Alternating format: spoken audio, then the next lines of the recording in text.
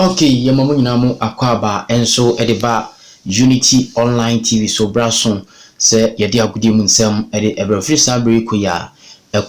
agudi mu nsem local na yede ho nsem no enso ede eba nyasem keto akra Ghana Premier League ho nsem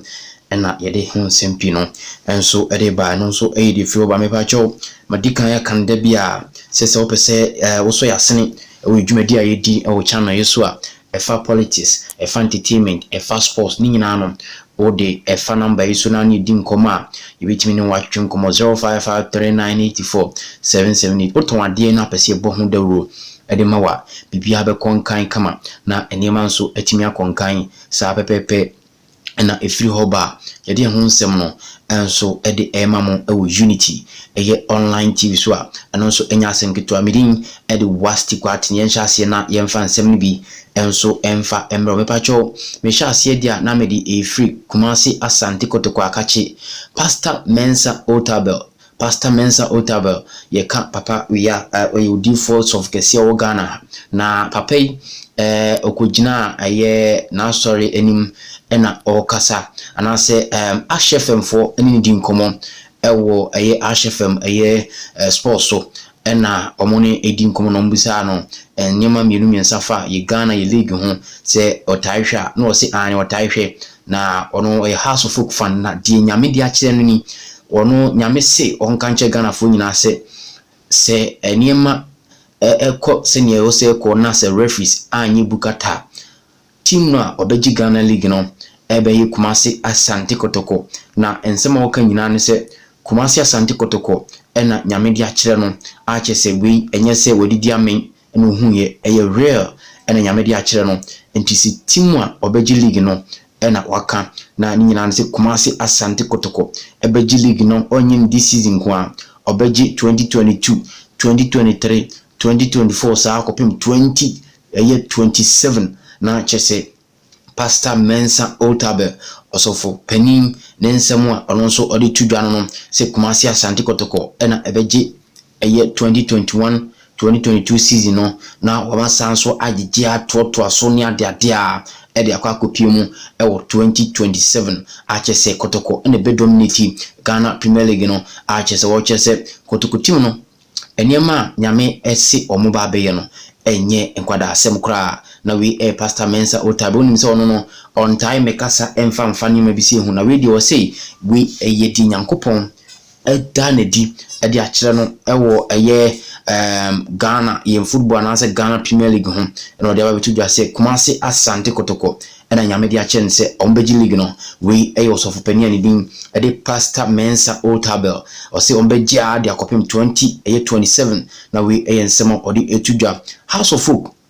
ene Dreams FC ede cheyam so a na enye nkwada asem kra a otim se game no emu din pa Dreams etena fie eto wonsa enso ade free House emomo de boso bibia ekọ na wie no na achese House ahyemienu ama Dreams so atimi ahyemienu a eno nso atimi akoye nsem a efiri ho ede ba branti a midin enso ede Ibrahim eye Isa ono no she first goal ma Dreams and branti ending de eye Ismail eye Dede ono so a share eye second goal no ede ma Dreams and afin so eye Daniel Afriye Banye ono so a share goal first goal ede ma House of Folk ena eye Salim Adams ono so a share eye second goal no enso edema eye House of Folk na we any nsemo feel oni mi say goalkeeper ni din enso ade eye Richard Ayi ono and edapo ni mu achese o concede 2 goals after say Ghana Premier League chance no the first game or demo against Dreams FC no concede 2 goals and also apakoye nsema if you horomo banti and net ye coach Samobodu ebenchi avanti and din Richard Atta and the Richmond Ayi and edapo no mu and also ayi the from ba say Richard Atta apakoye Black Stars material inti ebe benchi ni kakra goalkeeper Razak Abelula the abeto jwa chese nyame aduma ochina aye wafa against Kumasi Asante Kotoko baba Nyala Sports Stadium de abetu dwa chese anhwa coach ani din ede Prosper Nate Ogum ebetima bench no pe de metiti no se nneema kɔ yedi a goalkeeper Razak Abelula opani betimi abenchi no na ibia abrante ne din enso ede eye Danlad Ibrahim anase bia Kwame Bana obia no ebetimi aba bedapo no mu na the reason na abrante dem ni no nim say ebia na Razak enya call up o Black Stars no wakam eno ntina ne mpanifo pese wo demu ananka nneema kɔ yi a na achese watimi enya kwan ewremo Black Stars nanso nneema ntimi ankoso kama amfa ama eye abrante ne din enso ede Razak Abelula eno ntino nam se ntino mpanifo enso ede aba betu dwa se performance die obeyire no ho no ene nyame ya adom afiri na ekɔ ya game bi akotoko bebo no mfa ho ni se oye captain na se oye first keeper wa obeyire ho I improve amanyema konkan no ena woda po no nti bia Razak bedem anase Danlad Ibrahim ene betimi adem ene wo mu aka no bia betimi adem mu ama bibia so atimi akonkan na we de fiwo by de ho nsem no ede emam Kumasi Asante Kotoko ha biom na anomne ZP enso de on contract no ede kekansi ani achese no nso ede fiwo by 1 million Ghana cedi achese titisika no 10 billion eno sika Kotoko company for ababe pim era anase ZP ene Kumasi Asante Kotoko akachia eno nso de free honom enso ede back Asante Kotoko since anana yamponsa ba en current year no achese sponsors mako be se enkron na Kotoko etimi ene o ma negotiate a eno nso de free ba first one era de toso Betika de toso Sick na Hisense take leg na View na Instant Sports Sailor Point Pharmacy NLA na Afet Goil and on working ho so de feel by the hon sell no and so edi mamu dwumedins na Adriana Stars omo players makumaku enum bia nyame adoma on game amu ba be bono against team and din and so the media man hwe a omo ntimi nsia kan ni bi and so enfama Adriana Stars Fatau oyale na afisia ya Mohammed on so yale Adams Frimpong on so Adam Frimpong Adam Frimpong on so yale na afenso no Abrante Dinde Brighter G on so injury na Farouk Adams on so injury na we di Adriana Stars akachi and so edi eba na Ghana Premier League no after week 9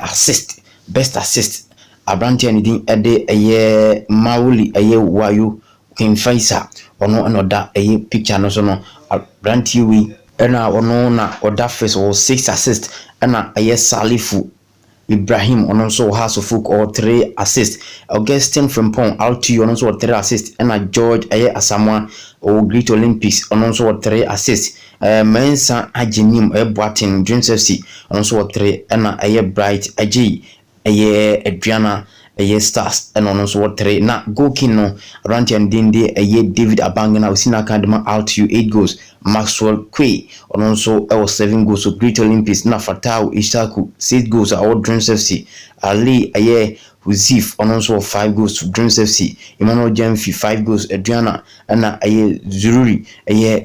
Ibrahim on so King Faisa 5 goals and Augustine Okra on so 5 goals and Bright Aji Adriana Stars on so 4 and Ajenim Boatin Mensa on so 4 goals Abrante and Ding and so the Osman Ibrahim Ken Faisa on so 4 goals and also AD Froba yede hon semno and so ede ebemti wo yam fancy na yenye mu bibia enkonkan kama and so enfama mo Unity Online TV subscribe ya na wa share na bibia so etinya konkan kama and so honum Unity Online TV Facebook honum na YouTube so obehu ye na bibia konkan kama and so homedin ede wasti kwatin yame adoma ye besan ensa ne mo ehia bi yakram